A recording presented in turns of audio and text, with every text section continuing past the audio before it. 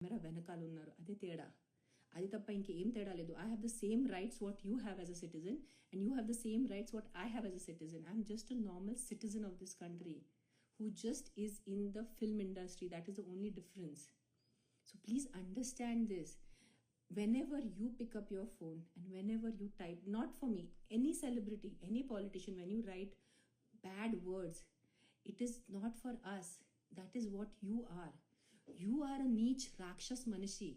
You are a సంస్కారాలు లేని మనిషి. బికాస్ మీకు సంస్కారాలు ఉంటే మీ చేతులు ఇలాంటి దానికి టైపింగ్ చేయరు, అంతే. That is full stop. మీరు ఇంత చెత్త బండ్ బూతులు మీరు పెట్టడానికి ఉంటే, కాశీకి ఒక ఫోటో ఉంది, నేను పెడతాను ఇన్స్టాగ్రామ్లో. రాత్రి రేట్ ఎంత? హౌ అంటే ఎలా? ఎవరిని రేట్ అడుగుతున్నారు? ఏంటి అడుగుతున్నావు నువ్వు రేట్? నీకు తినే పరిస్థితి లేదు, నా రేట్ ఏం పడుతావు నువ్వు?